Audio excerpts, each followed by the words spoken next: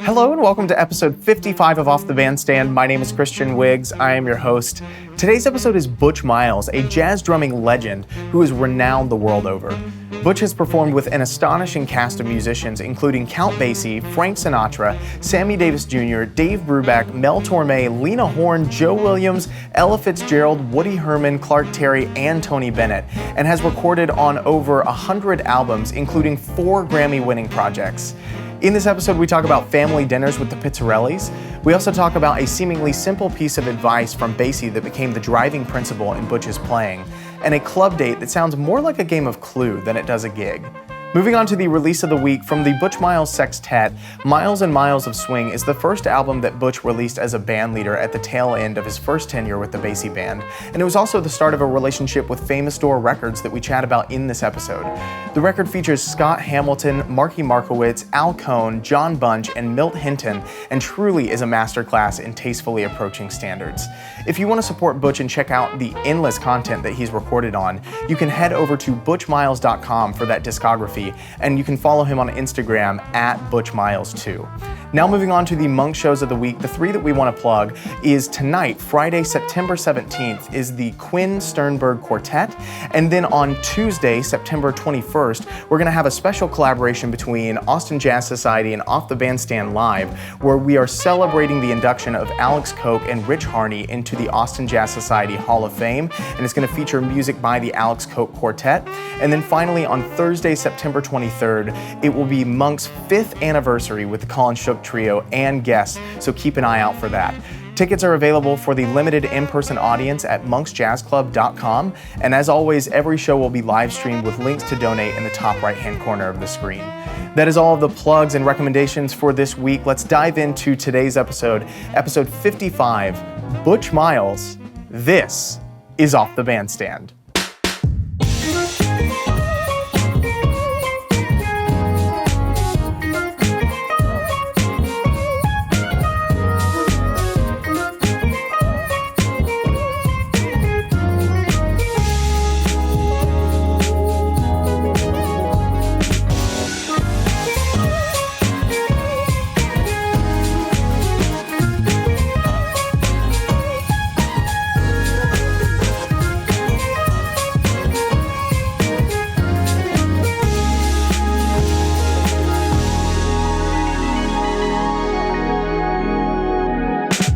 The first time that I had heard you play was at the Eddie Durham Festival, I guess, which was I started at Texas State in 2014, and so that must have been the 2015 Eddie Durham, because it's in February, right? It's a January, February.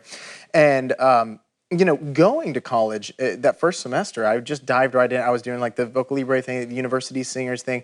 I was totally psyched to be out of, hometown and be in a new environment. And there was something about going home for Christmas, which I think, because of just gigs picking up later years, that was the only time that I went home for an extended amount of time, where it was like 3 weeks, 4 weeks for that break.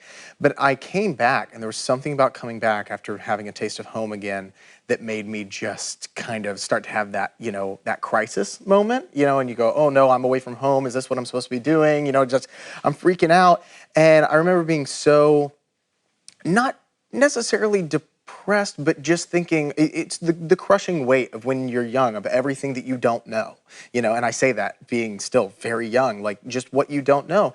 And I was just in a really bad state of mind, and I just went, you know what, I'm gonna go to this faculty concert, Eddie Durham Festival. And I believe the first tune that you guys started playing, I believe, was Night Train. You had brought the band down to the lowest possible decibel level. I mean, just like masterful dynamics, and then just this massive explosion of sound. And from that point forward, I knew very specifically, it's like, I saw Take 6, that's what got me into jazz whenever I was younger, but I knew from that moment forward, it's not, oh, this is what I want to do, this is what I need to do. And I finally felt like I was on a track, and I was like, I have to dedicate my life to this craft. And so in a very, indirect but also direct way, I mean, I attribute you with this kind of finding of identity of like, no, I know exactly the path that I need to go on. So I've never been able to thank you for that, but I feel the need to thank you for just such incredible inspiration in a single, full kit hit, that you set me on this path, and that without you and that concert, I wouldn't be here doing the show. So thank you. Well, thank you. Thank you very much. That was part of the trademark of the Basie band. Yeah. And my ideas that I brought to the band was if I could play it loud, I could play it louder. And if it's soft, you can make it softer. And the reason for that, and I do that in teaching in classes and master classes sometimes, is that you've just got so much range with dynamics. Yeah. But if you make it softer, look what you've done. Yeah. And if you can make it louder, look what you've done. Yeah. You know, so that was the whole idea of play it soft, play it really soft, and then hit them. Yeah. I have a story about that real fast. Yeah, no. And this stayed with me. The second night I was on the Basie band, we were playing a dance concert in outside of Chicago, strangely enough. That's an in joke. You'll get that later. We were in Detroit. The first night was Chicago, but the second night we were in Detroit, and it hit me. I was on stage, and I'm with Count Basie's band. Yeah. What? What? Yeah, sure. And so I suddenly, it's like you realizing the difference, between being away from home and being at home. Yeah. Suddenly you had that lesson in reality.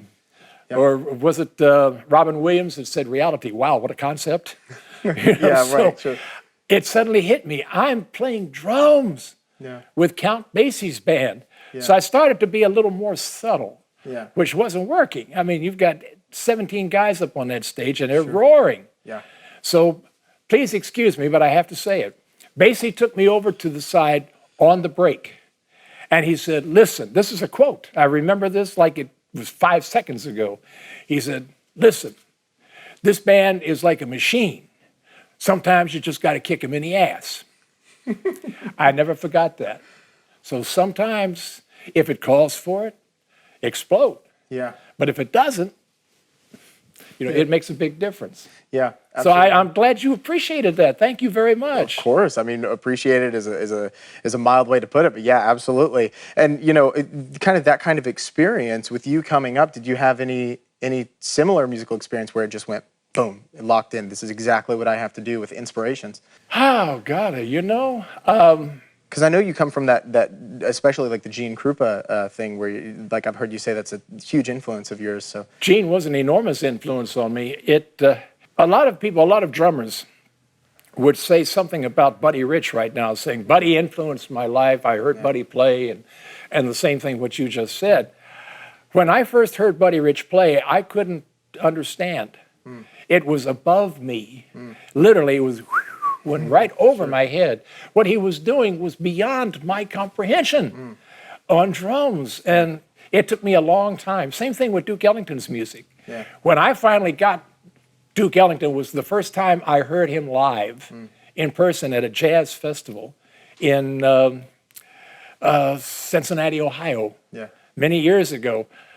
John Coltrane was supposed to be on the show, but he couldn't make it. Something happened and Train didn't show up. Yeah. So George Wein, who was one of the producers, talked Duke into doing a double set, two 45-minute sets with Bunny Briggs, the great tap dancer. Yeah. And they did some of the wonderful sacred music that Duke had written.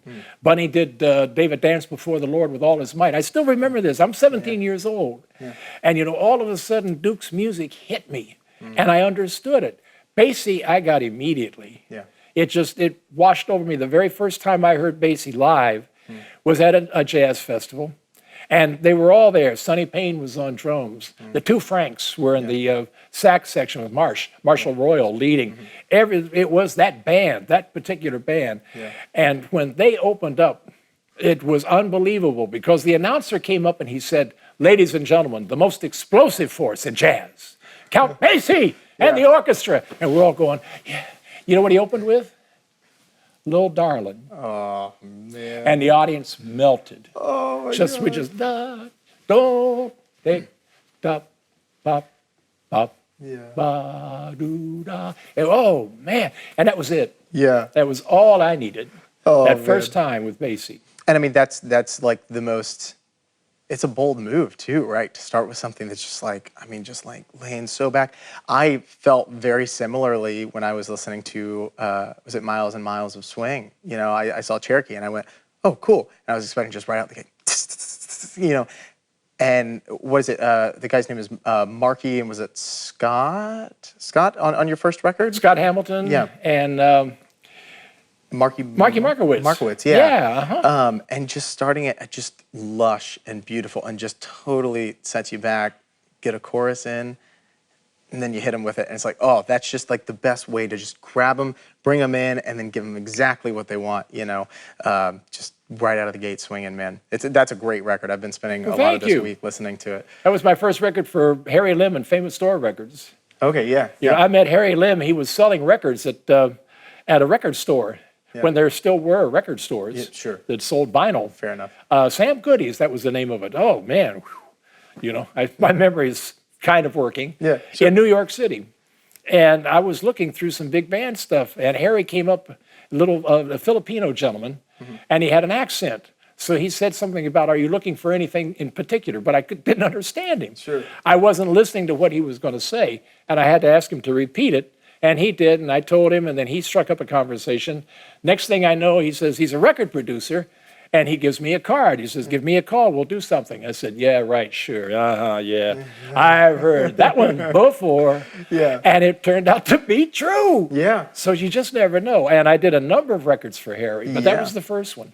Yeah, I believe it was, like 78 to 86? 78, I think. Until I think Harry got very sick later on and then passed away. Yeah. And Famous Door was no more, basically, under his direction, under his tutelage. Yeah, and I saw you did a couple, what was it, Dream Street, and you, your second record was with Bucky Pizzarelli, right? Mm-hmm.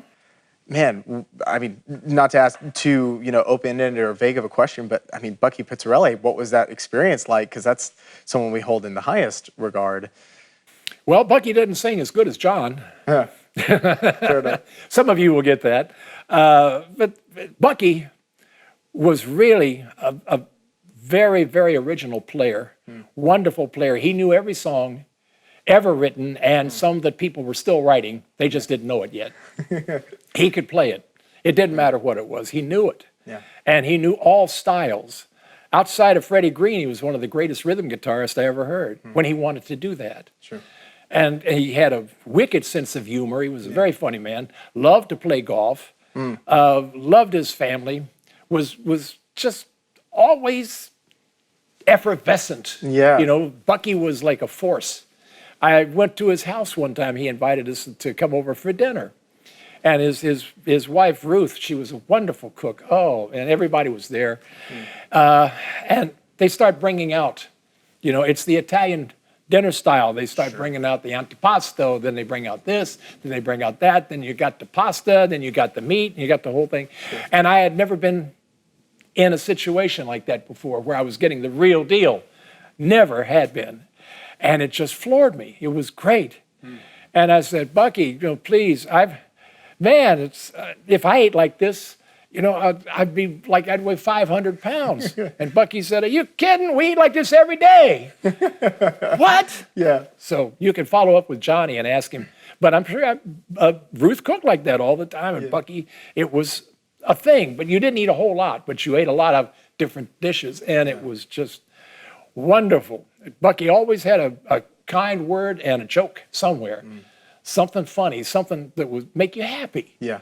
Just listen to Bucky made me happy. Yeah, beautiful. So it was an honor to work with him as much as I did. Yeah, I was listening in that, we were talking a little bit before about the Mike Rowe interview from 95 where you had just come off, and a couple of things that struck me were you said I'm from the Louis Bellson, Joe Morello, Gene Krupa style of drumming, but you're from the Elvin Jones School of Perspiration, which is such a great line, man. That is, it took me a second. I had to pause it and just, enjoy that and savor that. But another thing that you said in that interview was that, you're like, there's almost not a drummer, living or dead, that I don't admire, which is a really beautiful thing. In admiration and influence and inspiration are not always mutually exclusive things. I mean, they definitely overlap, but I'm curious if there were any specific drummers throughout different decades and different kind of sections of your career that you noticed that their inspiration or influence started to change your approach over time of how you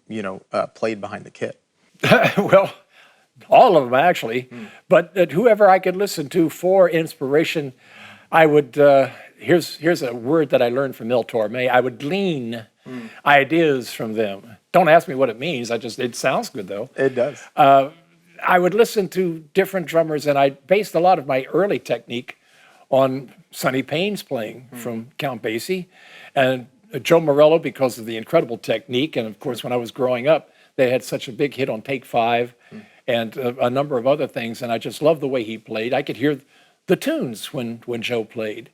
Max Roach, not so much for the technique, but for the sound and for the flow and the musicality in what he was playing. Roy Haynes for everything. And some different people, Sam Woodyard with Duke Ellington's band, because he took care of business. He didn't have to be flashy. He didn't have to show off. He didn't have to do anything, but he laid it in. Case in point, if you ever wonder about Sam Woodyard, go back to the Newport, the live recording of Ellington at Newport, in 54, I think it was, and listen to Crescendo and Diminuendo in Blue. The one that, it's two different pieces of work that Duke had written. Yeah. And for that festival, he wanted to do something different, so he had the great Paul Gonsalves bridge the two of them by playing an extended solo on the tenor saxophone. Well, it had never been done before, and he did it. After that, people went so crazy. I mean, the audience exploded. They went nuts. They went. Poor Paul was stuck with having to do that every time, whatever they played, that particular arrangement. He was expected to play 20 or 22 or 24, 25 choruses. Yeah. All the time. Well, some nights you just don't feel like it. Yeah. You know? But if you go in and listen, throughout the first portion of the tune, Sam is there and he's solid and he's strong. You don't really notice him too much, but the band is great. And then Paul Gonsalves starts to play. And by the second or third chorus, Sam gets into that, what I call the Woodyard chop. Okay. Sam Woodyard, he takes that stick and turns it around and slams it against the rim and the top of the head, giving a different sound from a rim shot, but it's there. It's kind of like a snare drum woodblock. Marriage, that sound. Yeah. And he lays it there and he keeps it there. And you're going to hear somebody yelling, you know, God, God! That's Papa Joe Jones down in front of the bandstand, and he's beating the heck out of beats 2 and 4 with a rolled up newspaper against the bandstand, keeping time with Sam Woodyard. My gosh, yeah. Woodyard is digging so hard, it's a stone wall. It's not moving anywhere. It's right there. You could build a whole city on that backbeat that Woodyard had going that day. That's something that has influenced me from the very first second I heard it. What is he doing and why? I was able to use that to great effect with Basie because Basie loved that same thing.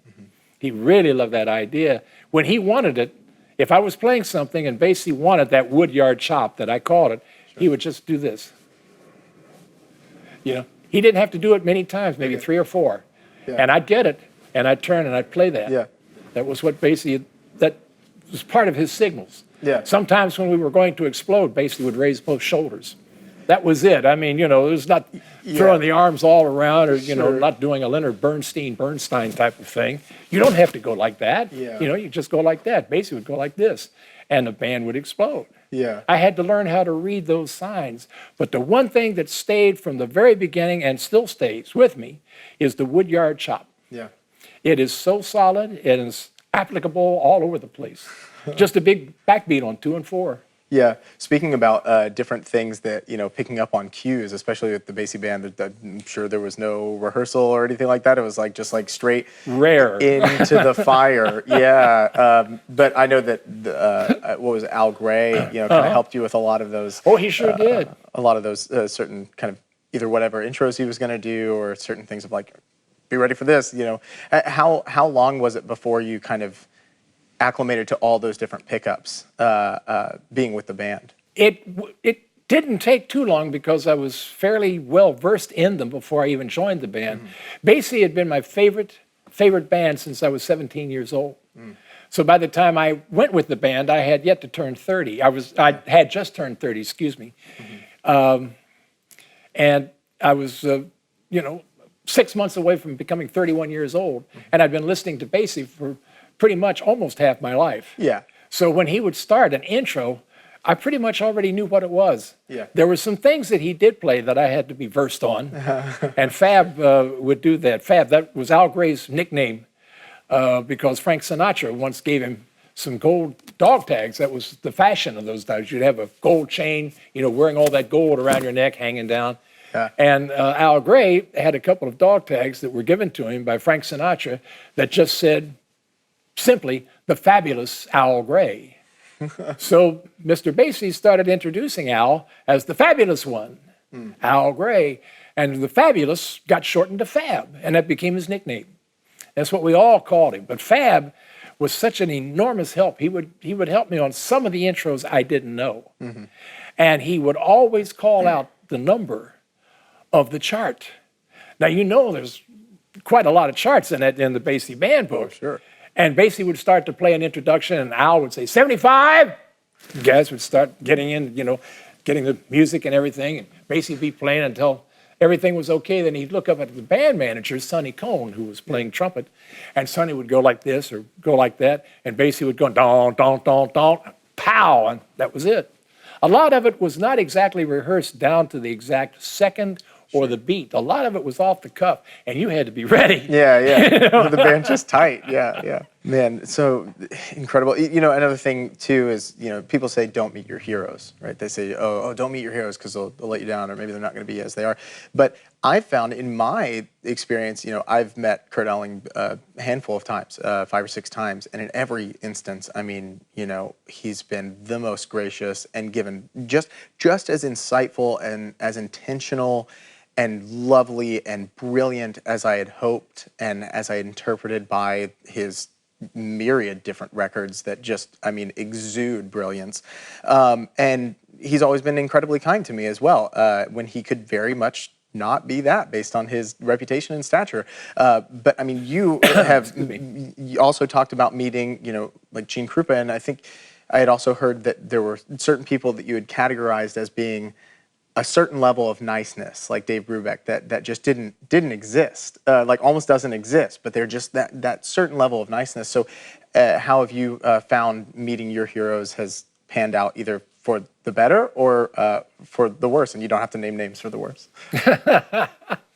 Well, there were very few the worst. And even then, you can still work with the worst. You don't have to be married to them. Sure. You don't have to, well, the band bus is a different story, but right. But you don't have to spend all your time with them, or when you do have some free time, you don't have to hang around them all the time. Fair enough. There have been a few drummers that we didn't really get along together sometimes, and then sometimes we did. Well, Buddy was a perfect example. Sometimes I didn't know whether Buddy was going to shake my hand or break my arm. I had no idea what mood he was in. And they both go from the same movement, too, so you never know. There you go. Right. Up, down, repeat if necessary. Right. But it was such a pleasure to hear the music, the product. All the musicians, they have something to say. All the drummers have something to say. They're saying and speaking the same language that you are, but maybe they've got a slightly different take on the language, how they present it. A lot of people got fun and had such a wonderful time when Star Wars came out doing a Yoda speak. Yeah, sure. But it's still the same language, it's just done a different way. Right. And I would listen to a number of drummers and discern what it was they were doing and why they were doing it. Some really, really great drummers. There's a guy in New York, his name is Jackie Williams. And he's not exactly what you would call a real dynamic personality. He's one of the sweetest cats in the world. He's so nice. And he sits down to play. It's not like the Titanic sinking or the rocket's red glare going off in the air, and then all of a sudden he's saying, I've got it. No, Jackie takes care of business. Yeah. And he plays what needs to be played, and he'll throw some things in there that you don't expect. Later on, you'll go back and you'll say, wow, what he did, why did he do that? It was fantastic. Yeah. At the time, you're not really relating, to that, but Jackie knows what to do and when to do it. He just does it a slightly different way. A lot of the guys were quite different in their playing. That's why I think with a couple of exceptions, almost all of us can get along very, very well because we all speak the same language, but just a little differently. Yeah. You know, that's why one of my favorite drummers in the world is Jeff Hamilton, Hammer. Don't tell him I said that now. You know, he thinks I can't stand him. We'll strike it from the record. But no, Jeff has got a long history and a pedigree of going back to some fantastic, great drummers who spoke melodically. You know, like Mel Lewis, Max Roach, John Von Ohlen. You can't leave the Baron out of that one. Yeah. And a number of folks like that. It's a different style and a different format of playing. And you can be mismanaged in a group that you're playing because you don't fit musically unless you use your ears. And it's action-reaction. The music is the action. What you play is the reaction. So it's a law of physics. Yeah. If you react wrongly, you know, or badly, then it doesn't quite work. Yeah. It might be something brilliant at the time, but it doesn't fit. Yeah. You know, the round peg in a square hole, it doesn't work. Yeah. But still, it's your vocabulary and it's what you're trying to do. Musically, you'll find a spot for it. Yeah. But I try to take everybody that I hear, and if I don't dig it at the first time, I'll go back and listen to see if there's something I'm missing. Interesting. Okay. That's a discernment that a lot of people don't have. Sometimes people just write something off and they go, it's not my bag. Please don't do that. Yeah. Please, you know, maybe it's not your bag, but give it a second listen. Yeah. You know, and also it could depend on a lot of things. Your mood. Right. You know, if you're having a good time, if you're with somebody that you like, if you had a great meal, I mean, you know. If you were at Bucky Pizzarelli's house, you know. If you're having a, you know, the 7-course dinner and Ruth Pizzarelli is cooking. Yeah. Well, I almost have like it's not you know, nothing is definite all the time, but I almost find that I know now if I'm not immediately completely enthralled with something on the first listen, I know it's going to be one of my favorite things of all time, because I know that kind of in the same way that you were talking about Duke Ellington's music, like, or no, you were saying Buddy Rich, that it just kind of went over your head. I know that whenever I listen to something and I can't quite piece it all together, every single listen I get something new from it, and I go, it's my favorite thing of all time. But I know at the first listen, it wasn't my bag, you know, or wasn't my bag. And then, you know, give it a week, go back, you know, and it totally changes the way that I look at things. So yeah, completely agree with that sentiment. I also want to ask about, you know, getting picked up in Michigan with Mel Torme, because what were you doing over in Ann Arbor at the time? I had been working for years with a trio from my big hometown. I was from Charleston, West Virginia, originally, and we had a trio there, Iris Bell and her husband, Derek Pearson, and I. We'd worked in Charleston and around for quite some time, and then we went out on the road. We actually started touring. And we wound up in Ann Arbor, a gentleman. This is one thing, again, you can never dismiss something because you think somebody is full of baloney or whatever. Sure. A gentleman came into a nightclub, and I don't know why I remember this, but I do. We're playing a nightclub in Saginaw, Michigan. And a gentleman is having dinner there. And he comes up, and he's a Greek gentleman. He's got some wild-looking hair, big glasses, and Greg, I'll never forget. And he speaks to us in a thick accent, but it's in English, but it's a thick accent, great rhythm to his speaking. And he tells us he owns a club in Ann Arbor, Michigan. Sure you do. And he likes our music, and could we come down? He'd like to give us a tryout. And if he really likes what he hears, he's going to, you know, give us maybe he can book us a little bit. Sure. Right, yeah, okay. So, on a whim, we got nothing better to do one day. We make an appointment, and we drive down from Saginaw to Ann Arbor. Lo and behold, it's all true. He owns a nightclub in Ann Arbor called the Rubaiyat. And it's a special place. They serve your dishes and cook your meals right at the table. Oh. You know, very, very, you know, exclusive, wonderful. And he wants to put a better kind of music. He likes jazz, and he likes us.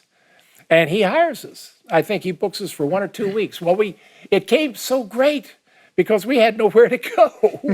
You know, we didn't have any gigs after Saginaw. That was it. You know, what am I going to do? Go home and stare at my phone? Yeah, right. So he offers us a week or 2 weeks. And we said, yeah. Well, that turned into years. Whoa. Greg just kept us there, and it was wonderful. We're working 6 nights a week, and it was great because it was a hotbed for all kinds of stuff. You know, the MC5 were working, exploding down in Detroit. You had Bob Seger, you had that whole rock, soul, funk thing happening down there.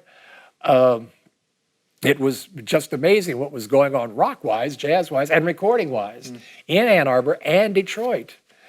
And so that was kind of a melting pot that was happening. Finally, things were starting to quiet down a bit, and I got kind of itchy. Wanted to do something different.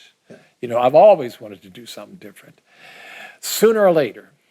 So anyway, I started hanging out with musicians in Detroit and going to rehearsals of a wonderful big band called the Austin Morrow Big Band in Detroit. 2 guys, Lanny Austin and Emil Morrow. I can't believe I still remember their names. Hey. So I would go to some rehearsals. The drummer, he and I got to be very friendly. One day he got a very important phone call from a quartet he's trying to join. I think they had some bookings and stuff. He said, look, you're not doing anything. Sit in with the band, play the number, you know, and I'll come right back as soon as I'm finished with the phone call. You know, so this is a true story. This is nobody writing this thing down. So I say, okay, I've never played a note with a big band. I have no big band experience at all. I've got no training in big band. All I know is my favorite big band in the world is Count Basie. Sure. But I've got Sonny Payne in my ear. I got Gus Johnson in my ear. You know, I'm listening to those type of guys. So I sit down to play. Buddy gets off, his name was Buddy also. Buddy gets off the phone and he comes to the door of the hall and he stops. He tells me later, he stops and he's listening to the band and he doesn't move. And he sits there. Well, he hasn't come back up on the stage, so the leader, I think it was Lanny or Emil, they called another tune. So I'm sight reading everything I'm playing, and we're playing. Finally, there's a break. And Buddy goes up and he gives his notice to the leaders. He says, first of all, he's got this job from this wonderful quartet. They're going to go on the road. And second of all, he said after hearing me play, he didn't want to go back and play. Whoa. I've got no experience in this. I'm just doing action-reaction once again. And I'm just playing what I think should be played. Apparently it worked. And that's one of the things that I've tried to do since then, is react to the action that's going on in a certain way. If it needs more musicality, I try to put that in there. If it needs more just raw emotion, I try to put that in there. Well, it's just like any other relationship, right? It's like being present, being attentive to what is needed, and just being cognizant of the moment. And additionally, you said that you didn't have any experience with big band, but yet you had Sonny Payne in your ear. It's like, it's even more of a testament to the whole thing of like, you know, 60% of practicing is just like listening, you know, or whatever percentage, you know, breakup people want to have. But yeah, I mean, that's like, as far as I'm concerned, a whole day of just listening to records and intentionally listening can be just as productive as, you know, any other time in the shed, far be it from a 25-year-old to try to say what the best way to practice is. But I know it works for me. It inspires me, you know, and it makes me want to go in the shed as opposed to being beat down by the sheer weight of all the things, like I said earlier, that a young person doesn't know. That listening is so important too, because it's when I first started down at Texas State, and before then, it was just so important to see guys walking around, men and women, you know, in the music department who are listening to something. And of course, by the time I was at Texas State, the Walkman had been invented. As a matter of fact, I'd gone on a tour with Dave Brubeck after I left the Basie band, and before I went with Tony Bennett. So this was the after you left the first time of the Basie. Right, the first time. It was 1979. Right. And I was with Dave, and we were traveling. We went to Hong Kong, and we played a couple of concerts in Hong Kong. Oh, man. And the gentleman, I think one of the co-owners or big shots of Sony Corporation was based in Hong Kong, and he gave everybody a brand new thing called a Walkman. Now, most people were walking around with boom boxes. You might be too young to even remember a boom box. It was about this big. You'd put tape decks and stuff like that, and you'd carry it around and put it up on your ear, you know, hold it on your shoulder as you're bopping down the street. Say anything. They were enormous. Now, all of a sudden, here's this little thing. You plug some earphones into it, and you turn the thing up, and the sound will knock you down. What is this? Yeah. So Dave gives everybody in the band a Walkman. Yeah. And we're listening all the time. When we're not talking, discussing, or on stage, we've got those phones on listening. And we would do that, and it rolled over to a lot of the universities and professional musicians. Listening. Take what you've heard and see if you can put it in your own vocabulary. Yeah. Just don't make a copy of it. Copies are good, but you got to go somewhere with that afterwards. Absolutely. That becomes your language, your alphabet. Yeah. Do something with it. Absolutely. Well, after the Austin Morrow band, how long were you with Austin Morrow, correct? Morrow, M-O-R-O. Yeah. Uh-huh. So after the Austin Morrow band, then going into Mel Torme, was it just happenstance? He just stopped into the club and heard you and was like, let's go? That's, no, actually that was a little bit different. There was a few things. I sat in with the band one night at Lofi's. That was the club? A club in Plymouth, Michigan. Okay. And I had stopped in because of, there was a great big band, and I wanted to hear them. They were playing a show. Milton Berle was performing there that night. For those of you who are very, very young, he was known as Mr. Television, Uncle Milty. He was a movie star, a television star. He was huge comedian, stand-up comedian. He was wonderful, and he was appearing that night, but he was having some problems. Yeah. There's some hecklers, some people, I don't know, had a couple of drinks, and they were giving a lot of problems. I stopped in to see the show, and he wasn't there, and I said, what happened? He said, he had a bad time with a heckler, and he went into his dressing room, and he's still there. He won't come out. I said, that's too bad. So I knew a couple of the guys in the band. They said, well, we're not doing anything. We're just playing right now. There's still people here. You want to come up, sit in? I said, sure. And some of these guys worked with the Austin Morrow big band also. Sure. So I got up and I played a couple of tunes. And once again, this is absolutely true. I played a couple of tunes, and it was wonderful. I was really feeling great. When you play with a big band, to quote Buddy Rich, you can really shout. You don't have to pull anything back. When it comes time to hit it, you hit it. Yep. And you hit it with everything, like Basie told me. You got to kick them. And so it was wonderful. And I was toward the back of the room, and the band had taken a break, and I was talking to a couple of guys. Here comes Mr. Berle, and I guess his road manager. Berle's got this big cigar. That was one of his props. Yeah. And he's storming through the club. He's heading for the exit, man. He's finished. It's over. He stops before he goes out, and he turns to me and he says, you play very well, young man. He heard me. Among all of this, he's got his own problems. Somebody was giving him, he heard me. And he stopped to give me a compliment. Wow. Yeah. Click. Yeah. And he left. And after that, there was no stopping. Yeah. No. There wasn't anything I could not do. Yeah. I just needed confidence. Sure. But that was one of those things where somebody reacts to something that you hear, which is why I'm such a big fan of what we were just talking about, listening to recordings all the time. One of the greatest things I ever heard, Freddie Green, our rhythm guitarist for so many years with the Basie band, loved Richard Pryor. Loved him. And Freddie, when he had one of those Walkmen. He would play Richard Pryor tapes. Okay. And riding in the back of the bus. And of course, you could hear some of this stuff all through the bus. Yeah, sure. And it's filthy and it's funny. And I look back and Green is laughing so hard he's crying. And Freddie Green is what? Just that was funny. But the Walkman changed everything. Soon you could get on the bus and it was ultra quiet. Why? Because everybody had earphones plugged in. Sure. And they're listening to everything. They're listening to old cats, listening to new cats, listening to the people they like, people they've never heard before. It changed everything. Yeah. It sounds like also something we were talking about off camera was that your time with Mel was not only, just like a thing on the bandstand, and that was it. You spent a lot of time like going to movies together and hanging out and stuff. How quickly did that friendship start to foster? It was pretty quick. I was a huge Mel Torme fan. I still am. That's never changed in any way, shape, or form. And he suddenly had discovered this kid who could play a lot like some of the other drummers that he admired from the old days, because Mel was from the old days. Right. He started making movies in the 40s. when he was a very young man, 40s and the 50s and so forth. And I was a sponge. I wanted to sponge and take everything in. And I wanted to know everything he knew.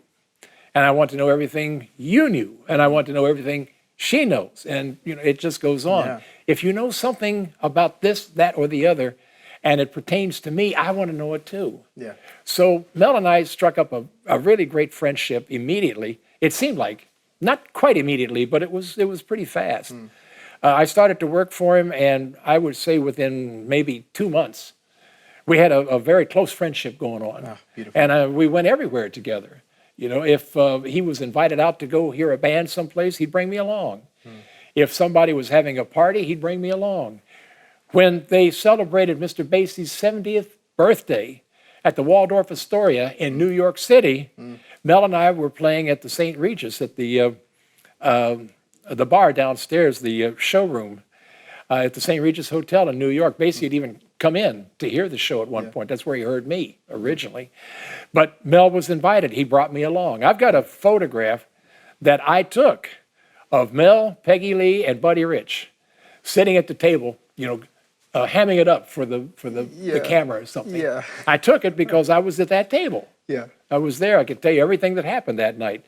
Sammy Davis and Peter Lawford dropped by unannounced, and Hunt's Hall from the Bowery Boys, you go back that far, was there and had Buddy Rich in stitches, just being funny. But Buddy was laughing so hard he fell over a sofa in the lobby of the Waldorf Astoria Hotel. And things like that. Yeah. It's priceless, and you have to listen, or you'll figure out, why is this happening? What's going on? Why is this so funny? Yeah. Why is he reacting this way and that way? And you learn bits and pieces of a little bit of that and a little bit of this, and you put it together for your own voice, and try to do that in whatever your love is, whether it's music, whether it's comedy, whether it's acting, whether it's drama, whether it's making a rug. Yeah. Whether you can be excellent in anything, but first you got to listen. I was about to say, yeah, that's a beautiful sentiment. That it's on kind of like one of your things on your website that says, the two driving principles behind my drumming. The second one was when Basie said, listen, in all caps with and not even an exclamation point, like a period, which really and I know that's a small thing to pick up on, but I mean, just the way something is delivered is everything, and just this idea of listen in all capacities, not just on the bandstand, but just in life. It's the most crucial thing for advancement in any facet of living. Yeah, that's incredibly beautiful. I also am curious, because of the fact that you, in my mind, when I think of the counterpart to Mel, just this beautiful kind of my dream, hopefully one day in my dreams I'll see them together, is Mel and Ella. And there's that really famous where they're doing That's Jazz, that's what is it, the Tonys or the Emmys, and how do you explain jazz to somebody who doesn't know jazz? And then they just start trading. Oh man, it's the most killing thing. So I'm curious, with all these people that you had not only were present to, but were friends with, what similarities did you notice between those two specifically, and what unique differences did you notice as well, playing with them and just knowing them as people? Well, Mel adored Ella, and Ella just loved Mel. They really had a mutual admiration society going. As a matter of fact, one of the things that we did in Mel's act, which strangely enough, I haven't listened to, and I haven't heard, I haven't seen in years and years and years and years. And I guarantee if Mel was here and you sat down and we started to do the act, I'd play it exactly like I did all those years ago, because it's just burned into my mind. The grand finale, right before he would go into The Party's Over, was a killer arrangement based on Ella of Route 66. He would sing some tune, and then he would start saying, if Ella Fitzgerald was here tonight, if Miss Fitzgerald was here tonight, she'd sing it this way and be all right. And then he would start to sing something kind of silly. And then he goes into her scat chorus.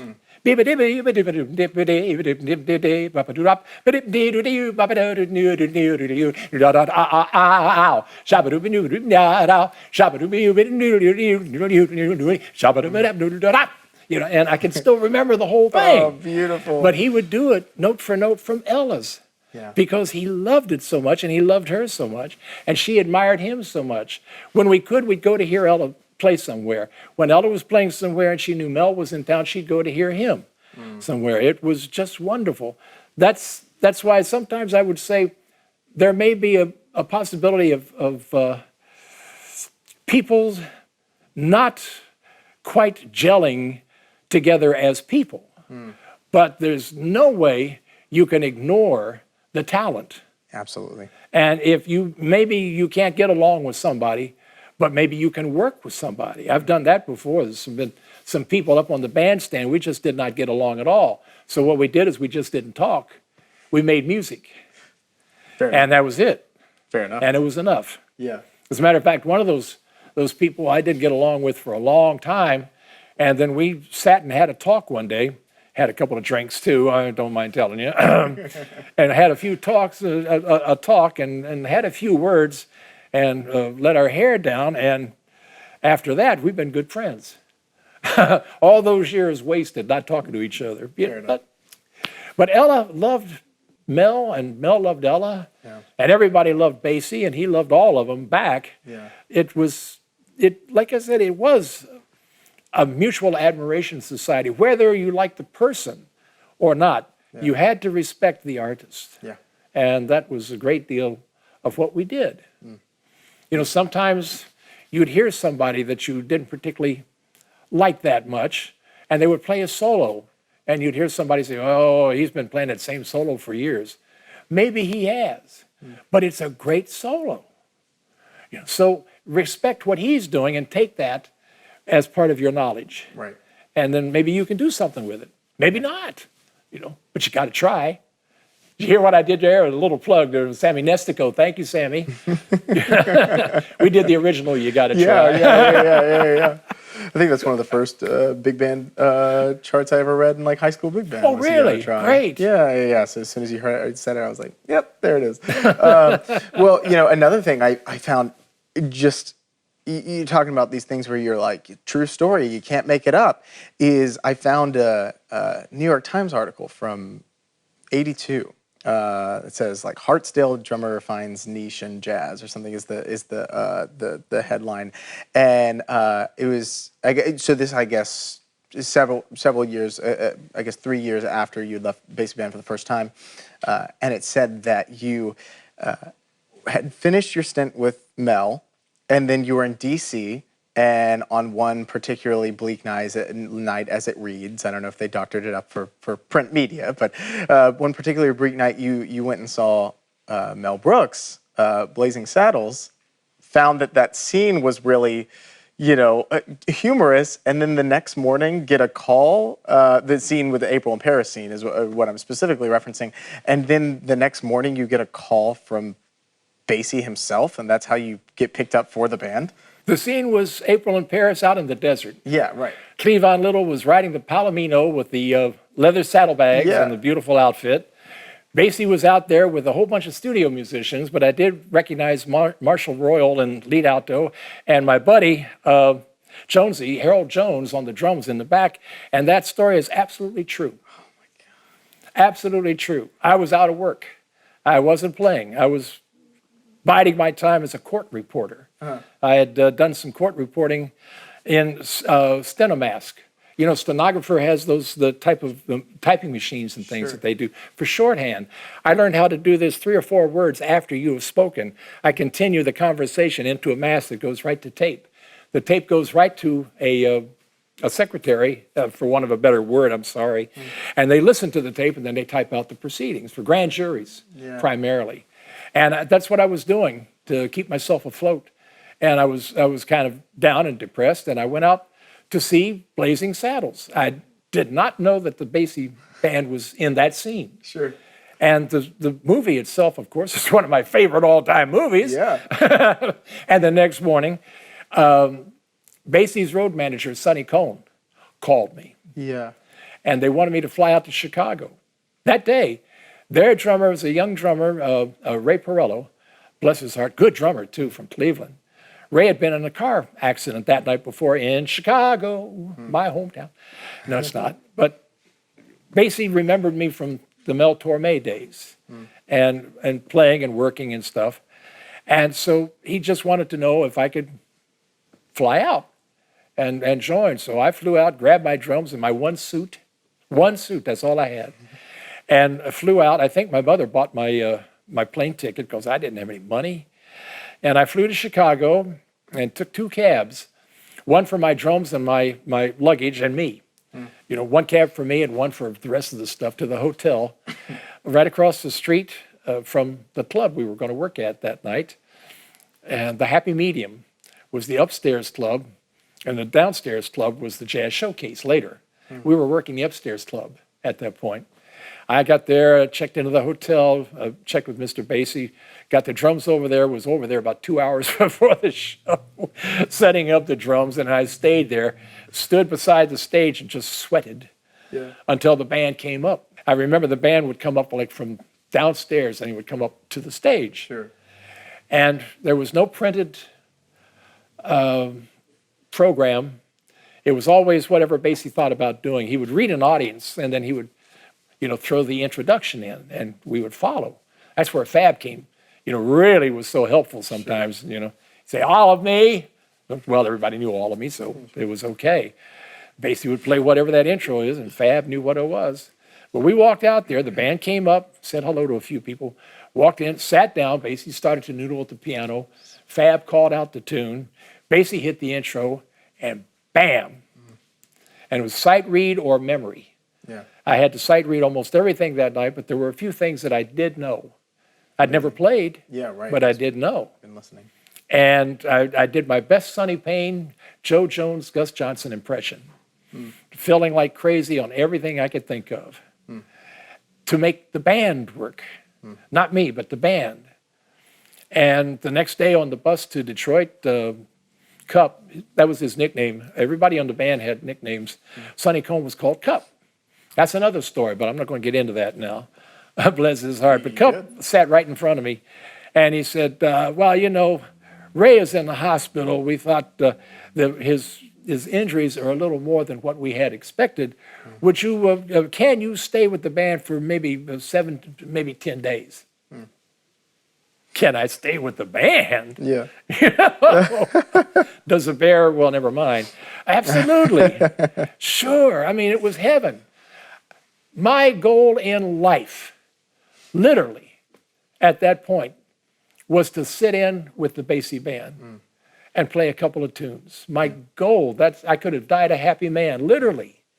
Now I'm being offered the job for a week and a half. Well, that week and a half turned into 4.5 years. Wow. But that story is absolutely true, every word of it. Yeah. Well, another part of that, too, that I have heard was that, there was some kind of newspaper notoriety, some press notoriety about when you joined the band, about like the young blonde drummer, white drummer behind the kit. And I like the disclaimer. And I mean, even more so that was kind of the goal, was to get with the Basie band. I think a lot of people, well, there's 2 things that I wanted to say there. Is one, that I think a lot of people think by the time they're like 22, which is when a lot of cats are just getting out of college, if they're not, accomplishing the same level as like maybe some of these young lions that we see, like Veronica Swift and Brian Carter and Benny Benack and all these people who are just like really hot on the scene right now, just immediately, if they're like, oh, well, if I'm not playing at Lincoln Center by 23, then I've missed it. Or even more, they see like Joey Alexander, who, there who's you go. like, I love doing this thing. I think I did this with Kirk the other day, where I like played, that first Giant Steps thing that Joey put out. But I didn't show him the video. I was like, Describe who you think you're listening to. Describe the appearance of this person. He was like, oh, he's probably got some gray hairs, something like that. And just like turn the laptop around. It's just kind of these people who just are touched by God in a certain kind of way that just have it immediately. But another thing is like you were with, I guess, maybe like 26 when you were with Mel. Yeah. Somewhere around there. And then 30 when you were at the Basie band. How did you keep those kind of insecurities or those markers like at bay where it wasn't debilitating and it kept you driving forward all of those years before kind of that, big break with the bands that like Mel and Basie? Well, for one, I didn't know any better. Right. Nobody was showing me about all the Wunderkind, the Wonder Kids and the brilliance of whoever, like Joey. Yeah. How first time I heard him play, I said, look out. Oh, he's wonderful. Yeah. But I didn't come from that. I didn't have that type of a background. I knew some guys that did, whose parents were wonderful musicians and taught, their children great musical values, and they all had talent. Yeah. It's fantastic. But I didn't. It's a weird thing. Nobody in my family had any musical talent whatsoever. Whoa. Nobody played an instrument. My mother told me that when she was younger, she was a good jitterbugger. She could dance. Okay. And she knew how to play a tune on the piano. She could play an old tune called My Buddy. Nights Beautiful are song. long since you've gone away, that I thing. think about you all But no day. one, there was nothing anywhere. I don't know. But I didn't have any of that background. I didn't go to any special schools. I didn't. I was in marching bands, and concert bands in junior high and high school. I didn't really get into jazz until I wanted to take some drum lessons. A friend of mine had a drum set, and I fooled around with him, and I liked it. And I joined a band. The first band I was in was a rock and roll band in high school called the Thunderbirds, shortened it to T-Birds. And I got tired of that real quick. I was bored. Yeah. So I wanted to go to a teacher who could enhance my knowledge. And I found one. Frank Thompson became my lifelong friend, my mentor in Charleston, West Virginia. Little short cat, a black dude who just walking down the street, he could swing. Yeah. And I guess that's where I got maybe a little bit of it. Sure. Something happened there. But I was just bored with rock and roll, and Frank was an old jazz and rhythm and blues drummer. And he came from that background, and he took me and started to give me lessons. And that was my education, learning a little bit about the outside world and the levels of brilliance and genius and these people who were playing. It took me a long time to try to even get a glimmer of what Thelonious Monk was doing. Sure. I couldn't, now, I can listen, I can hear where he's going, I can hear what he's doing, and I'm just amazed that Frankie Dunlop was Mr. Monk's drummer for years. Brilliant, beautiful, wonderful drummer. Melodic, rhythmic, just fantastic. Ask 10 drummers under 20 years old who Frankie Dunlop was, and I guarantee you may get 10 I don't know. And he's important in the education of a drummer that wants to know anything about jazz, sooner or later. But it's all, once again, action, reaction. But I didn't have any of that. I didn't know. Gene Krupa, I saw in some old movies, and I loved what he was doing. So when I was in high school and started to play, like on the drum set a little bit, I would slick my hair down. I would wear an oversized dinner coat, black tie. I would chew all kinds of gum, and I was flashy. I just did that because people ate it up. They didn't care what you were playing, but they liked what they saw. Hence, the videos, the rock and roll videos, way before there were rock and roll videos. Yeah. But you can't digest the music. You don't care what it is specifically, but the action and the scenery and the people make it really worth watching. Why? Well, in a lot of ways, people didn't understand Al Gray's playing when he played trombone. But if you ever saw Fab in person, he was a showman all the way. Everything he did was big. When he would snap his fingers, he wouldn't just snap his fingers. He'd go do a whole thing like that. You know, Al would take that trombone and shove that thing way up in the air. Wow! And people loved it. You know, so first you get the attention. Then you introduce the gist of the whole matter, you know. Yeah. Here's what I'm playing. Now listen to what it is that I'm really playing. Yeah, right. And I didn't have that growing up. In Hinton, West Virginia, where I grew up, I left for the 6th grade when we moved to Charleston, West Virginia. But in Hinton, West Virginia, there wasn't a whole lot of jazz being played. No place, no how. There wasn't a lot of music being played anywhere. So I never had any of that. Yeah. And I didn't worry about it. And later on, when I did find out about that, it didn't bother me so much, like, oh my God, you know, I should have done this. I should have been here 5, maybe 8, 10 years before this. I had no model to base it on because I didn't know anybody. Yeah. I didn't know what you were supposed to do at what age. Yeah. Nobody told me. Yeah, well, that's the best way to do it. Like, not completely, blissfully unaware of the accomplishments of others and only focusing on, you know, that specific route that you're going. And another thing I have to assume is very nerve-wracking is knowing how much to, not flex, but knowing how much to deliver where it's showing your proficiency and keeping the gig without going overboard and becoming showy and making it to where it stops becoming this like group mentality. But like, you know, I think a lot of people, they get the opportunity and they go, oh my God, this is what I've been waiting my whole life for. And then that's where the hardest part begins because they think, how do I keep this gig? You know, it worked for you. I mean, you were with the band twice for a very long time. The first time was what, 4.5 years? And then the 4.5, yeah. About 75 through 79. Yeah, and then the next time was about 10 years, right? 97 to, 2007. Yeah. It was a little over 10 years. So off and on, with the first time and the second time, I spent about 15 years or so in the band. Yeah. So it was a pretty good stint. When I went back with the band, Grover Mitchell was leading the band, and he asked me to rejoin. And first of all, I didn't want to do it, so we hemmed and hawed for a year. And then the second time he asked, I said, okay. But I'm only going to do it as long as I'm having a good time. I just want to have fun. I want to come back and just make some music with the Count Basie Band and have a good time. I can guarantee I'll be here for at least 6 or 8 months, maybe a year, but I can't guarantee anything. So I wind up staying 10 years. It feels good. Party! You know? Yeah, right. Well, it did feel good. Yeah. It felt good. And part of exactly what you just said was some of the reasoning behind it. I'm still learning. I was still learning continuously. Every time you pick up that instrument and perform, whether it's vocal cords, whether it's piano, whether it's drums, or anything, you are taking everything that you've learned and you are performing with it.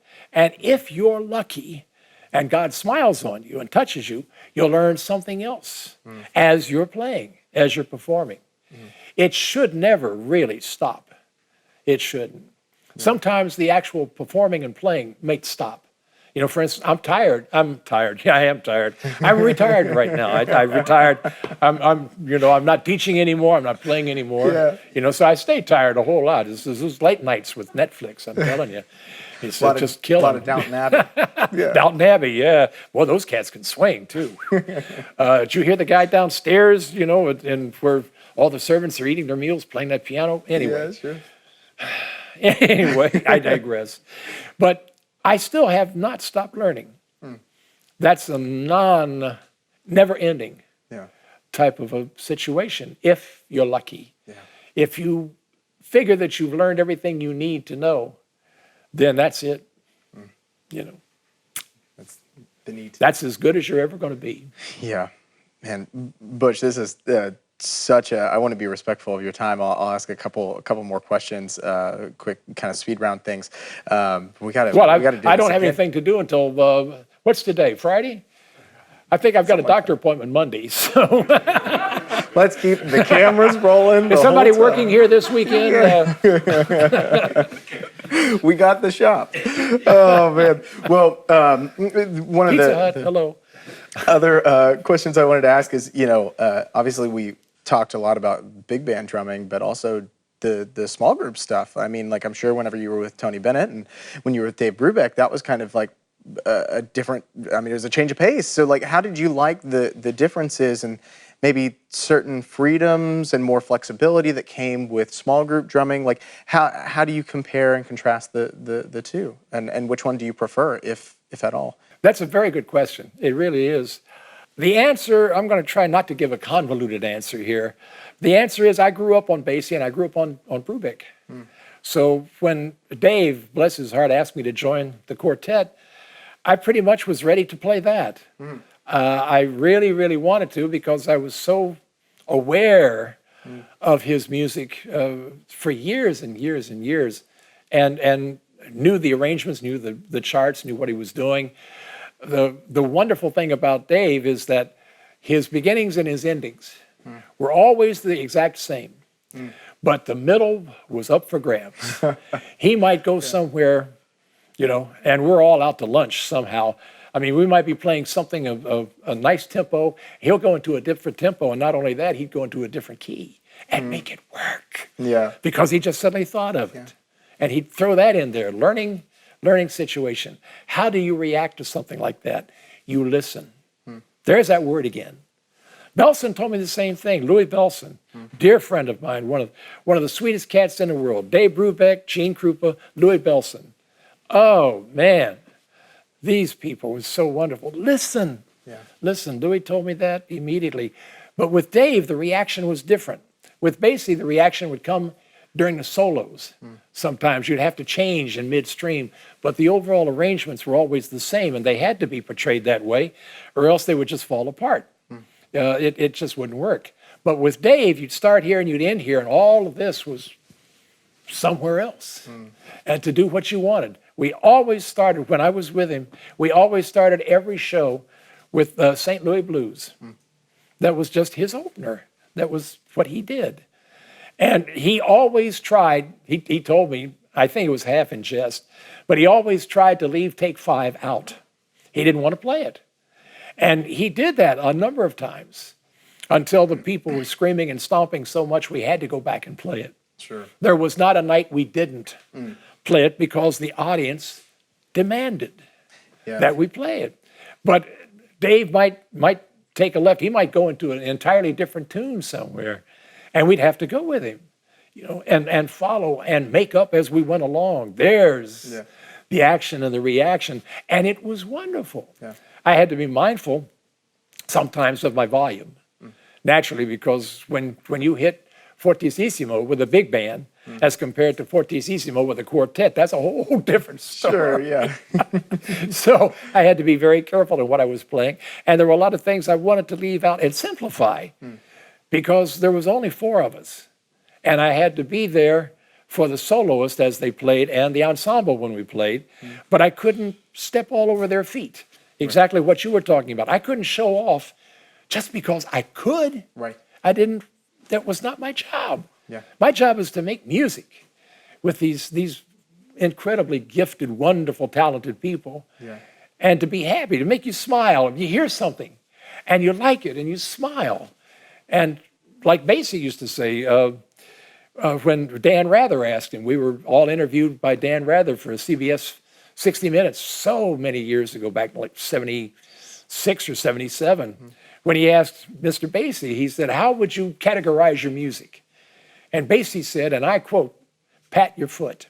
You're sitting there and that band is playing something like Molten Swing or Shiny Stockings, and you're sitting there and this isn't doing that. That foot's not tapping.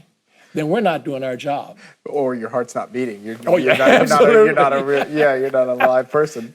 That heart has definitely stopped. Yeah, for sure. But the same thing applied. I don't care whether you're padding in 4/4, 5/4, 7/4, you know, or some of Ravi Shankar tunes, which are in 37/16. The backbeat stays the same. That's an old joke. I know you know that one. It's the action and reaction of the people. If the people react to the music and enjoy, you don't have to have a cerebral understanding of why someone went from a B-flat 7 augmented 13th into a D double flat, G diminished, or whatever. That's not my job. My job is right here. and to support the band Yeah. and to make you guys have a good time. Yeah. So what I wanted to do was listen and enjoy Dave's music and discern it and say, wow, listen to what he's doing and think about that. But at the same time, jazz was originally a party music and dance music, and it was played for picnics and parties and when people got together. Yeah. Concerts and concert halls and clubs were unheard of for jazz. When Benny Goodman took the band and they did the first Carnegie Hall concert in 1938, that was almost like unheard of. Yeah. That was, something, it was against all natural law. Yeah, Jazz sure. was not made to be played in Carnegie Hall. Well, Sure. wait a minute. Yeah. Absolutely not. Absolutely, no. Yeah, right. Here's that Downton Abbey coming back in. Wow, talk about some class reactions. Yeah, but sure. it's pat your foot, Yeah. snap your fingers, tilt your head, the old Duke Ellington routine that he would do. Yeah. Reaction, enjoy it. If you don't mind me asking, I would love to ask just a bit about Sammy Davis Jr. because I think that, his impersonations are just, it's like one of my favorite things to do. I would say like every couple weeks, I just go back and watch that One for My Baby. And especially, I have a special part in my heart where I don't think many people, I don't hear other jazz vocalists suggest listening to this person all the time, and I go, why not? Is Billy Eckstine. I love Billy Eckstine, and when he did, his Nat Cole is obviously spot on. All of them are spot on, but especially Billy Eckstine, I closed my eyes and I could swear that it was him singing. What was it like? Were you present for a lot of those impersonations? What was your experience playing with Sammy and just kind of? Yeah, open-ended. As a fan, I would love to hear about it. Well, I never played for Sammy, but I worked with Sammy, the Basie band, and Sammy Davis and Billy Eckstine. We did a lot of tours. We did a lot of stuff. At one point, we were doing some of the hotels down in Miami Beach, and it would be the three of us. It was Count Basie Orchestra, Mr. B, and Sammy Davis. Yeah. And so I would stay every night, like when we did Frank Sinatra on Broadway, when we were at the Uris Theater, which is now the Gershwin, way back in 77 or 78, I think, with Frank Sinatra, Count Basie, and Ella Fitzgerald. I stayed every night to hear Mr. Sinatra. Yeah. And it was the same tunes, performed the same way every night, and it was always sensational. Yeah. Just to hear him do One for My Baby with Big Bill Miller on the piano, just the two of them. And the lighting and the whole bit. Sammy was the greatest performer I have ever seen, period. Bar none, end of discussion. Yep. He did everything. He could play drums, man. He was a good drummer. He's played hilarious. vibes, played a little piano, sang, did a little trumpet, could do all the impressions. I didn't know danced. about the trumpet. What? He did a little bit, not much. Sure. And danced, a superb, brilliant dancer. The impressions always used to kill me. Yeah. He used to do Marlene Dietrich. Okay. He would do her singing, my Lily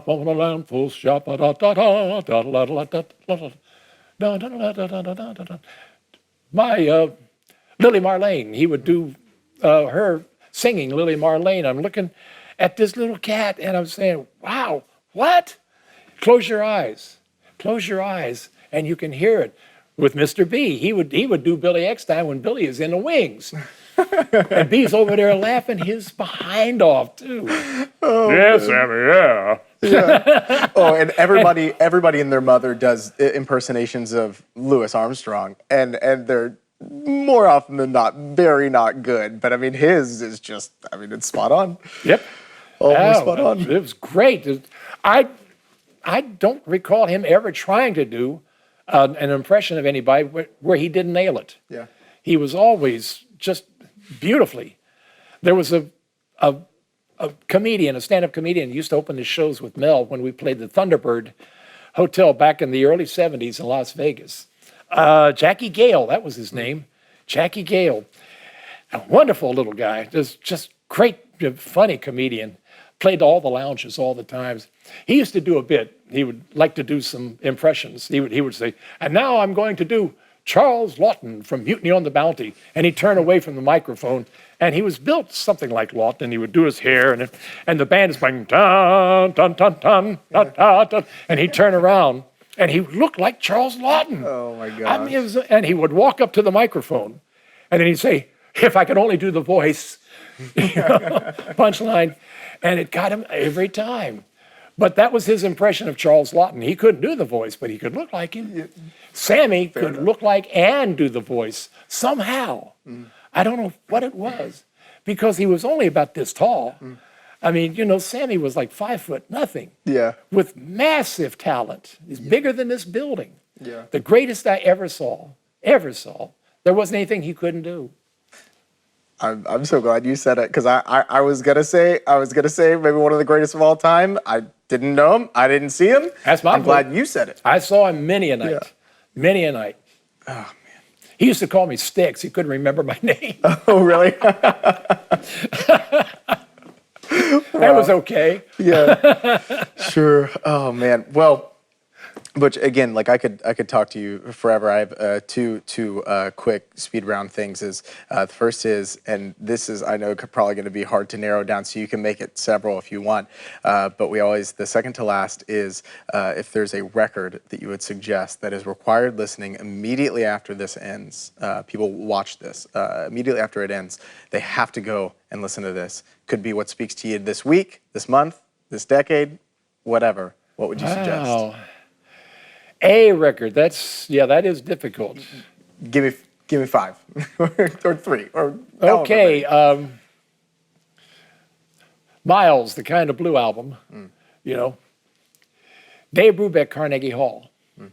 The live album he did at Carnegie Hall. Everybody thinks, you know, all the others were great, and they are great, but the live performance at Carnegie Hall was great. Count Basie, live, Basie in London. Which actually wasn't in London. It was recorded, I think, in Sweden. Okay. But they flew him to London so that they could take photos for the album cover. What? I don't know. But they called it Basie in London. They liked it, but they recorded him over in either Stockholm or Copenhagen. And I'm not on that one. No, it's so those. Michel Colombier, Wings. I love that. If you don't know that album. I don't. It's just called Wings. Yeah. It's not Paul McCartney. No, that's the band. It's called Wings, and all kinds of wonderful people are on it. Herb Alpert, and a number of different people. Michel's arrangements and his ideas, his brilliance of putting the album together. It's just marvelous. A great album in itself. And there's one more. There's one more floating around in my head. I can almost see it. Butch Miles salutes Chick Webb.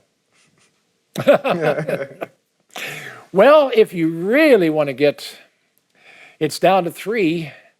You can pick one. I know I'm going to get some feedback from this from somebody sooner or later, but it's either Rubber Soul, Revolver, or Sgt. Pepper. You want to talk about changing thought patterns, changing music, changing everything. One of those three, the Beatles. I can't leave them out. Yeah. Basie even recorded a Beatles songbook. Really? Yeah, he recorded an album with all Beatle tunes. Oh man, I need to go check it out. I don't think I've heard it. I never heard it either, but I've seen it. Okay. So I've never heard it. We'll have a listening party. We'll listen to it right now. Okay. No, yeah. We'll meet here what time? Yeah, right, exactly. Yeah, Colin, cancel the show tonight. Yeah, so, and then the last question, and it's always so fun, and I'm sure you probably have several of these, you can tell several of these stories if you want, is we ask, we all have gigs from hell where things go totally sideways and just totally up the wall. Can you recall a particularly hellish gig where you just could not believe what was happening? Not really. Well, I mean, when I was much younger, one of mine's, a lot of the places that I used to play in and around Charleston could get pretty bloody from time to time, literally, especially if some good old boy decided that somebody was, and they'd take offense at it. And sure, I've seen a few fights in a few bars. Sure. Oh boy. Just a few. I've never been behind the chicken wire though, but I can tell you that. But I've seen some of them. We'll leave Mordecai to have the chicken wire story. I can't tell you where the bands have gotten bad or the music has broken down. There's been there's been a couple where you didn't get paid, where you played, and then the money man or the gentleman who had booked, or the lady who had booked, whoever it was, the booking agency had taken the gate receipts or whatever it was and long gone into the night, never to be seen again. Or some places where just travel things, where you're booked to do a tour in Europe. Yeah. And so you fly and you make a couple of changes of planes and you get to where you're going and there's no one there to meet you. And you don't know where you're staying, you don't know where you're going, you don't know anything about what. Sure. I've had that happen. Unfortunately, I was able to rectify that, but that has nothing to do with a gig totally falling apart. I've had one that could have. This stands out.